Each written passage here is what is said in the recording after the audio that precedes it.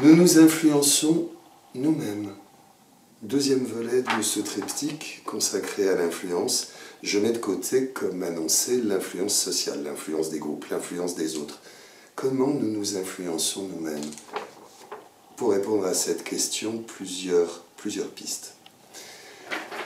Première de ces pistes, l'être humain a des besoins. Si je reprends le modèle de Maslow, que je mets de côté les besoins physiologiques, nos besoins de sécurité, nos besoins d'appartenance, les besoins d'estime de soi, les besoins d'accomplissement sont autant de besoins qui orientent nos actions.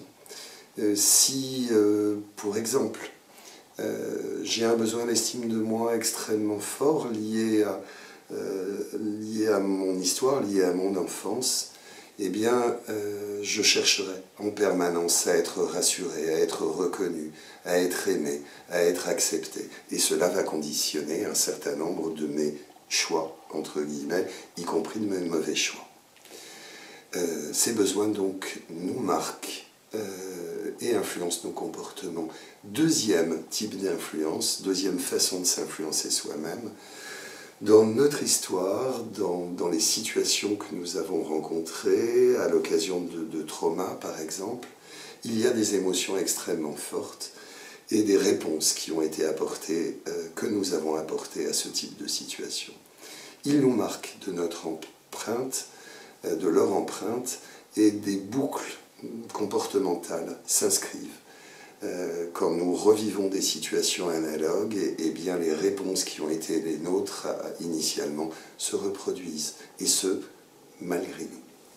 Troisième type d'influence, d'auto-influence, l'engagement.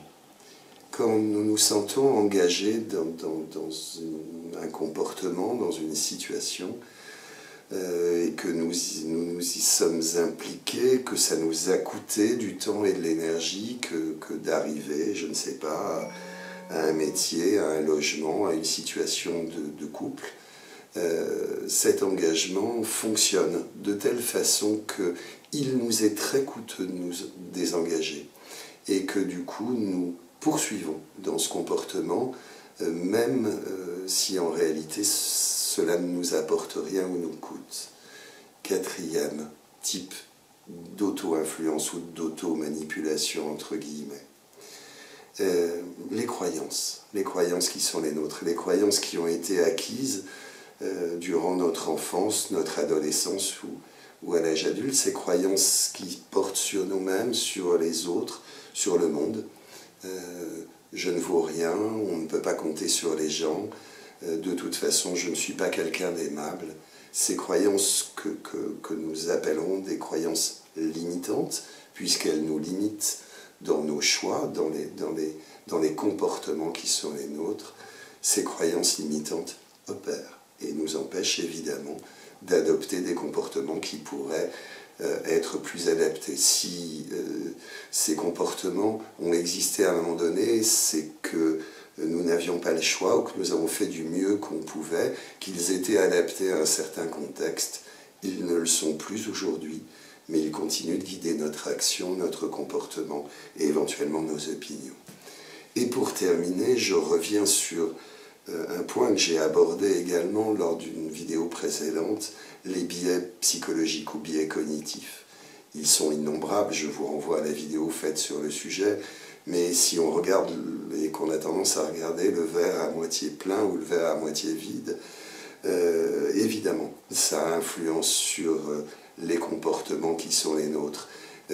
Comme biais de complaisance, nous avons tendance en situation d'échec à attribuer la responsabilité à l'autre, en cas de réussite à nous l'auto-attribuer. Ces biais sont innombrables, je ne vais pas les détailler ici, mais on mesure à travers ces différents exemples sur l'engagement, sur les croyances, sur les biais, sur les boucles comportementales liées aux émotions, sur la façon dont nos besoins orientent nos conduites, que là aussi, nous sommes sur de véritables limites à ce qu'on pourrait appeler par ailleurs le libre arbitre.